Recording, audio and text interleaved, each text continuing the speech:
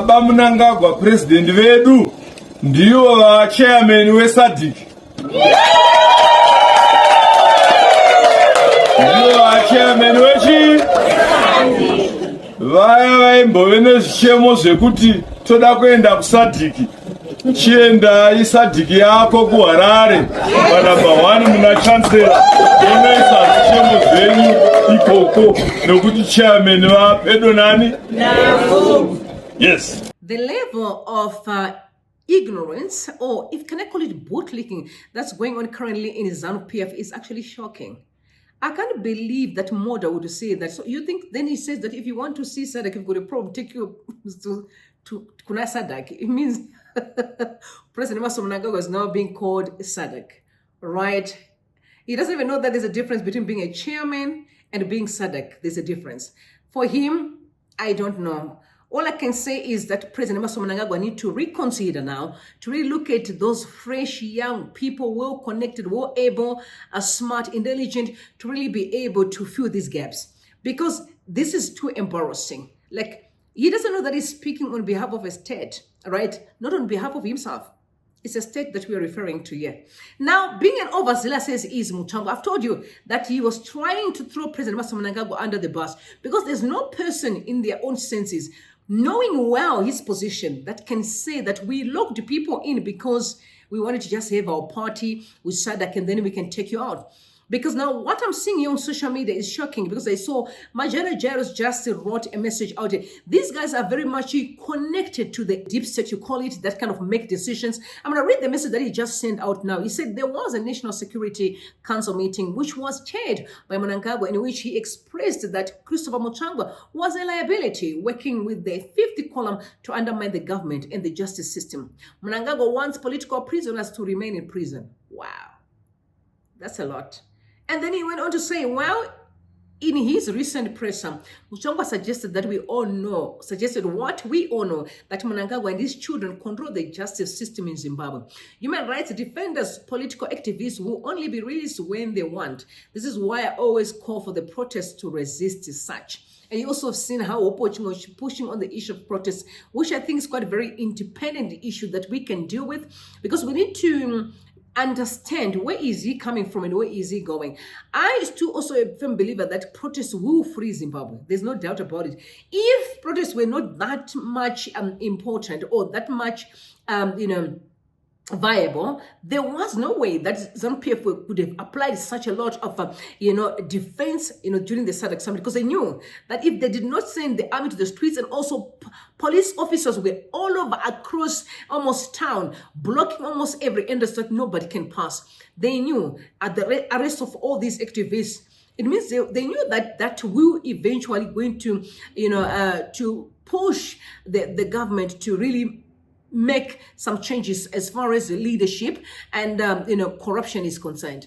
It's quite exciting. Again, why would you protect corrupt people? What is that supposed to mean? It's the corrupt people within the ranks, and they are none. Of course, I saw Guvamatanga looking all poshy right there, and there's quite some things that he said that I want you guys to also take a listen, please. We have obviously argued on how it is going to be accounted for.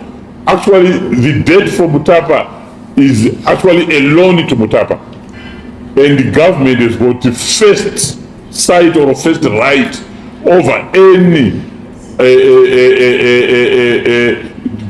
disposal that will be done by Mutapa. They will have to pay off that debt back.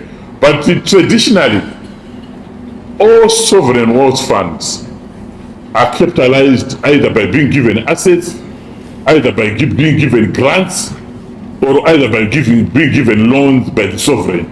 It's a sovereign wealth fund. So there's nothing unusual or amiss that there was some funding through debt that was provided to the sovereign wealth fund.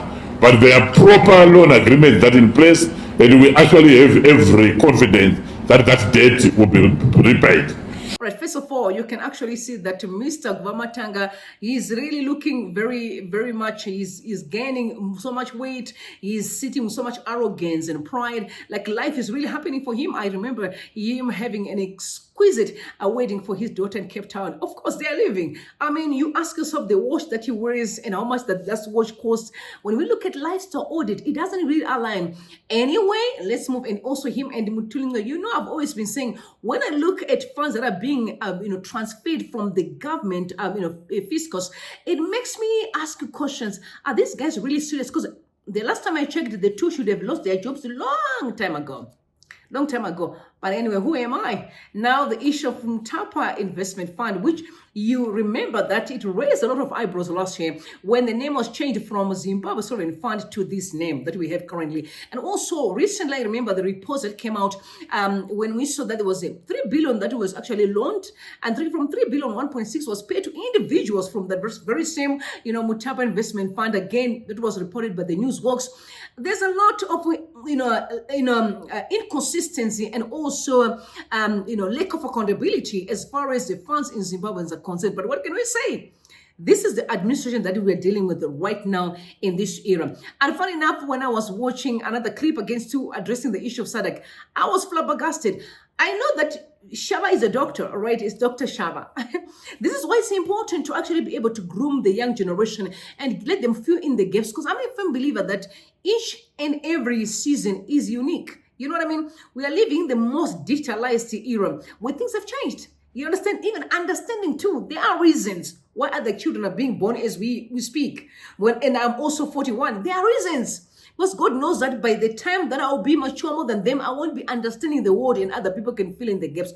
But in a Zanu PF situation, it's different. They want to die in those positions. And why am I saying so? I want you to take a listen to what he said. Is it a bottle leaking or it's really ignorance? You only judge. Take a listen, please.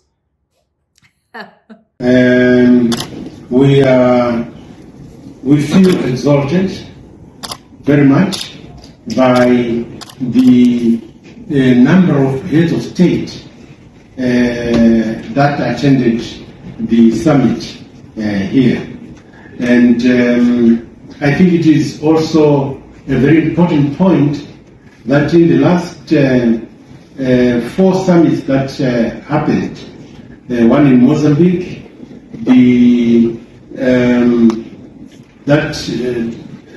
four heads of state did not attend that one. The next one in Malawi, there were again another 5 did not attend, and the last one in DRC, I think 6 did not attend, and so on.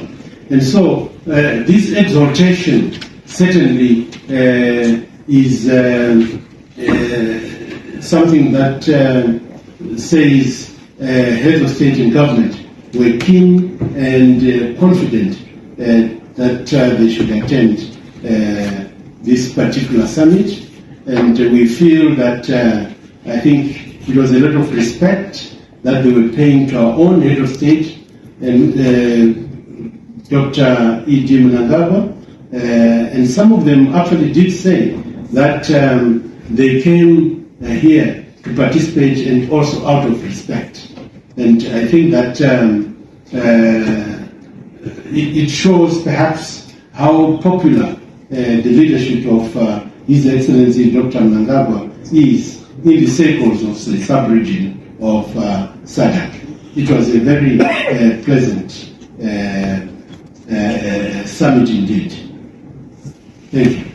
I really think he's simply trying to sanitize the issue where people were laughing, that Hichilema did not manage to attend, physically, but he had to attend, he didn't even attend like the whole chairmanship handover, but he simply attended to the meeting that he had to do with the Troika, again on via a video link. So I'm sure he's trying to kind of sanitize. I don't know, it's not only Zimbabwe that did not, where most of these member states didn't attend, as different countries actually saw that it was kind of a report online that also was showing attendees in different countries. That's what he's trying to explain right now. And then the question is it even important?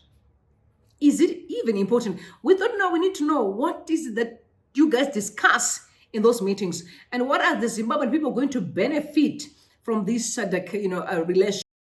within the member states, because honestly, that's what we really want to hear.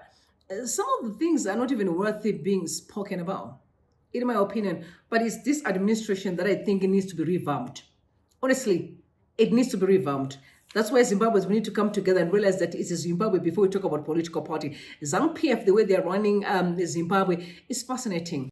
It's fascinating to the core. But anyway, tell me what you guys think in the comment section below. Mr. Mutsvangwa's craziness, Muda as well, going wild. Mr. Shava, until next time, Guvamatanga and this whole management of Mutapa investment part. I need to know your comments in the comment section. Until next time, please don't forget to subscribe to the channel. Make sure that you ring the bell so that at least you can be notified every time I drop a video. I love you all. May God bless you and may God bless Zimbabwe. Bye for now.